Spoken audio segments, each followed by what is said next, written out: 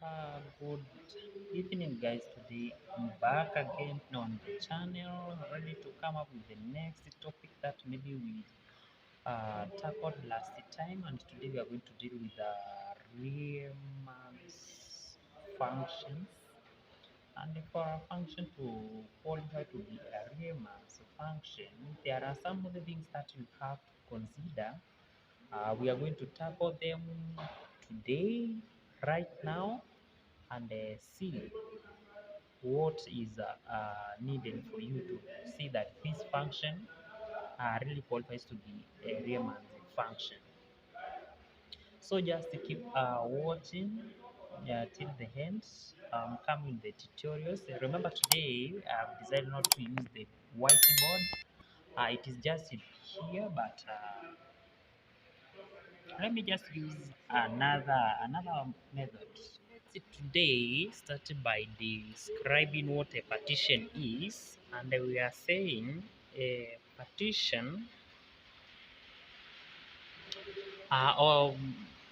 refers to um, partition.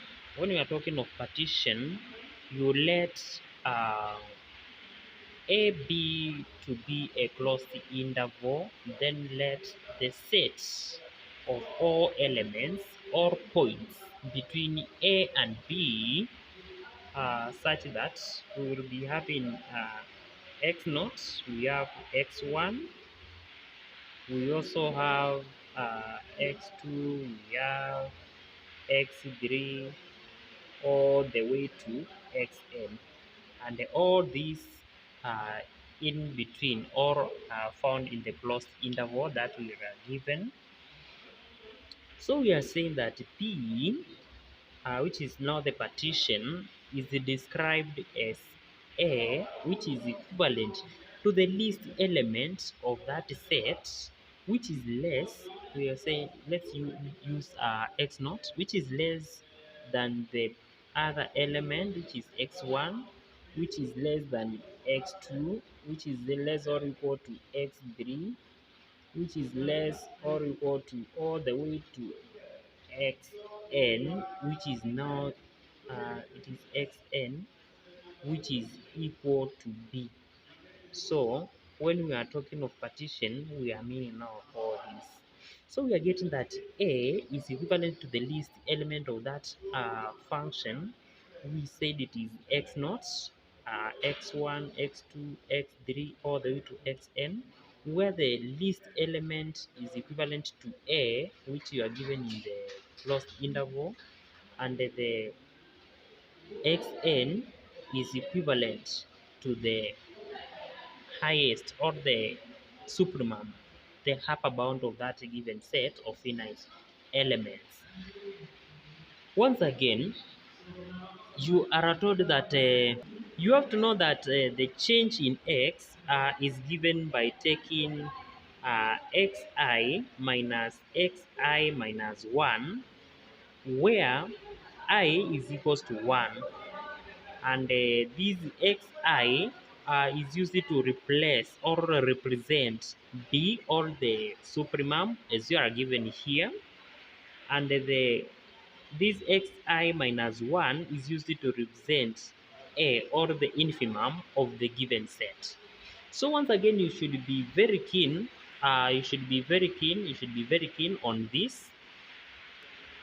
And hence, you are able to see that if change in x is xi minus 1, where xi is equals to this and xi minus 1 is equals to a, then the change in x you can also get by taking b minus a.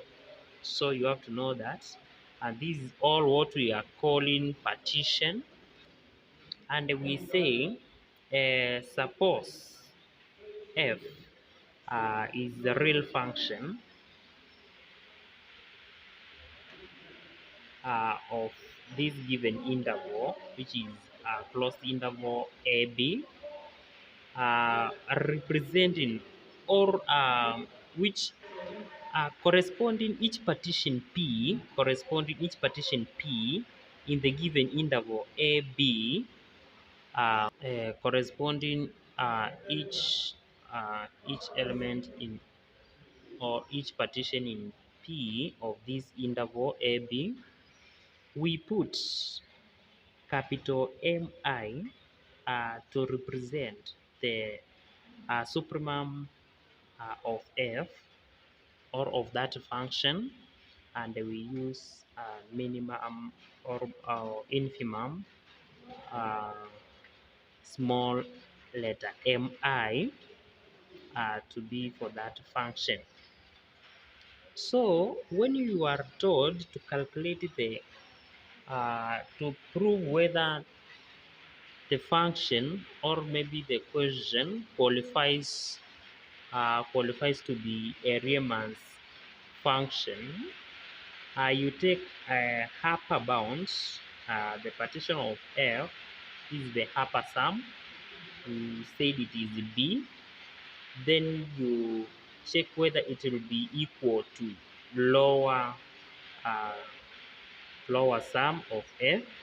Remember, this is just the supremum and the infimum. If supremum is equal to infimum, then we say if it was function of F, then it will belong to a Riemann of a given interval AB. So there is this example. Let's solve one example here to confirm whether it qualifies to be a Riemann's function or not. Since you know that the upper sum of given function is equivalent by just taking this supremum multiplied by changing x. This is changing x I, and the lower sum of f you take by taking the small letter mi, then the change in xi. Where you know the change in xi, it is simply b minus a. It is simply b minus a, where a is the supremum and the b is supremum and a is the infimum. So let's do this. It is the same as just integrating from a to b bar, from a to b bar of function of x.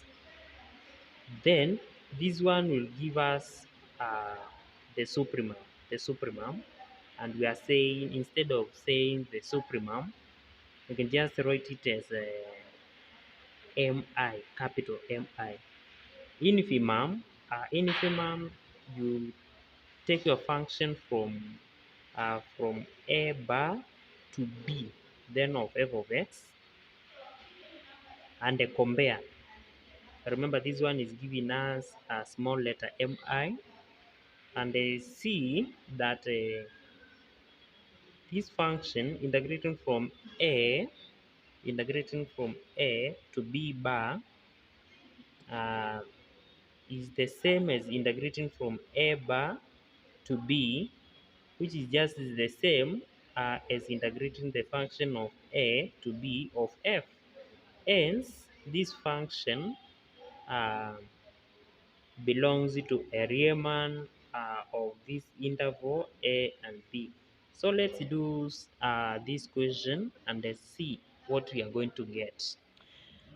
Assuming you are given a question of this form and you are told if f of x is equal to c, where c is just a constant and the x belongs to a given interval of a and b, then you are told to prove that f is or belongs to a Riemann's of that given interval a b, and they show that integral of f of x from a to b uh, can also be given as c into b minus a.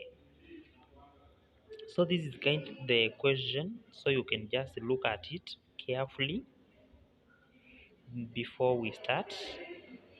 And you are told that you have to be aware that mi, which is m capital,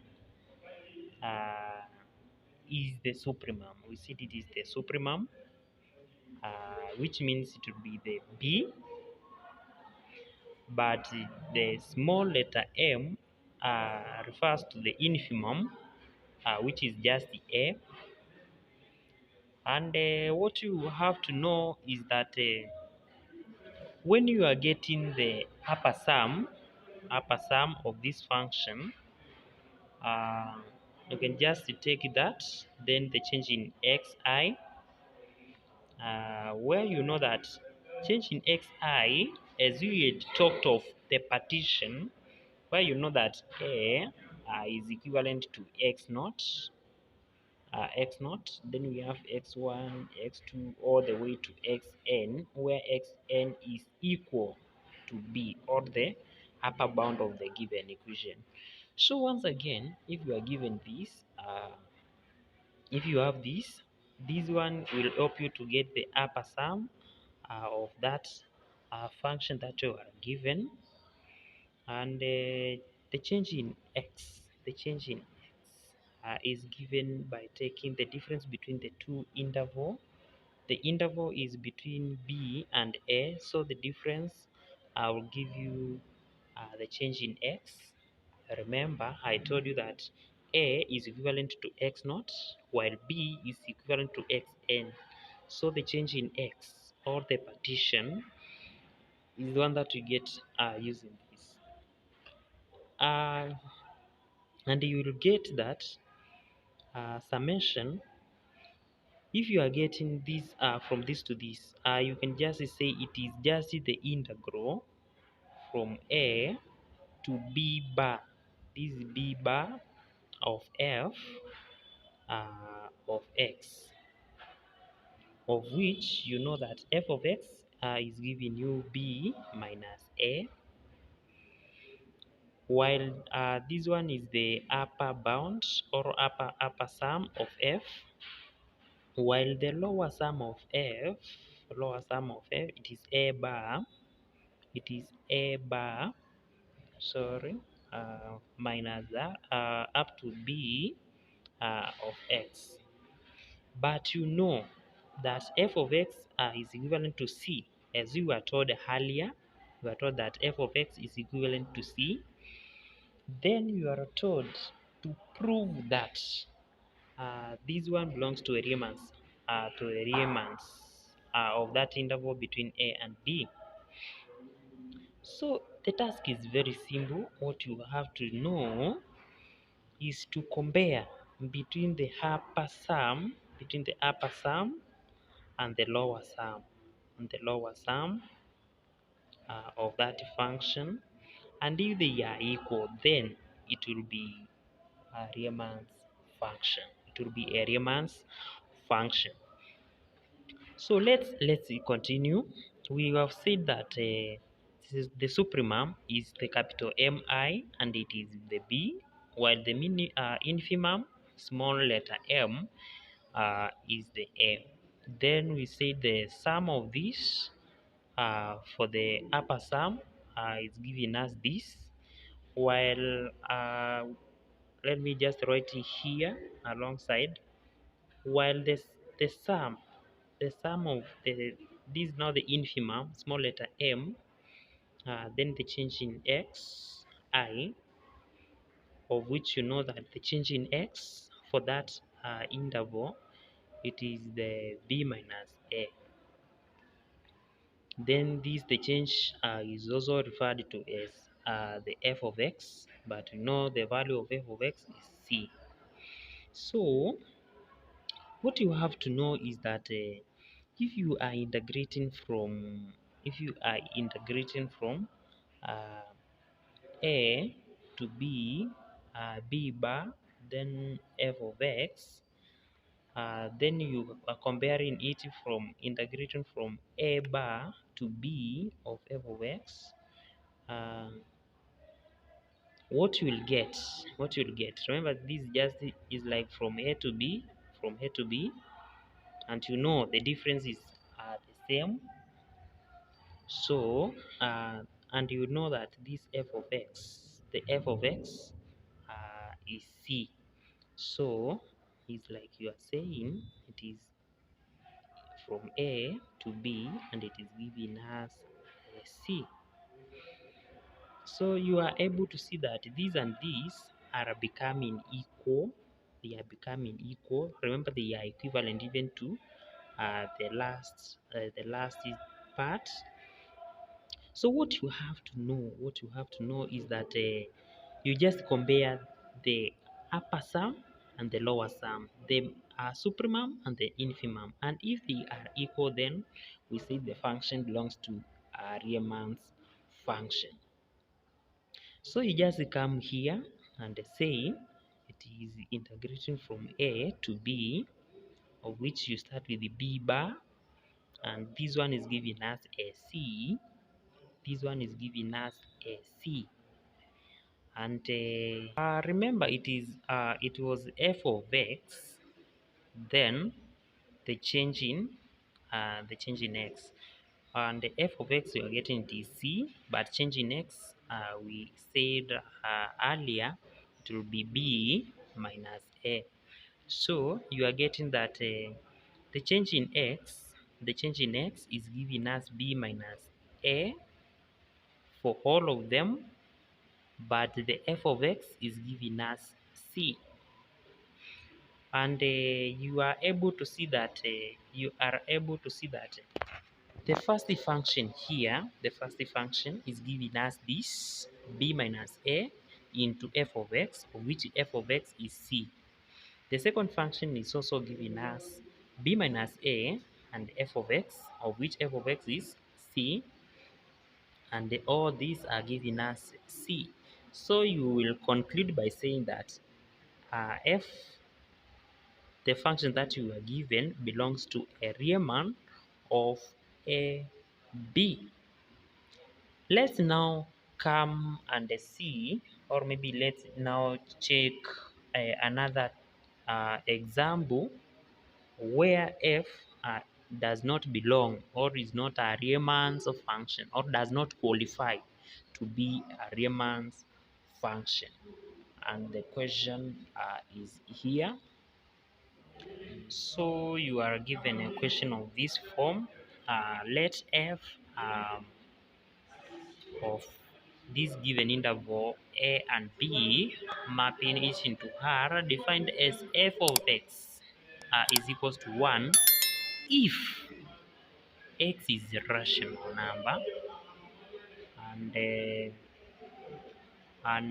f of x is equals to 0 if x is not rational. Then the question is f a Riemann's integrable? Is f a Riemann integrable? So first you have to know that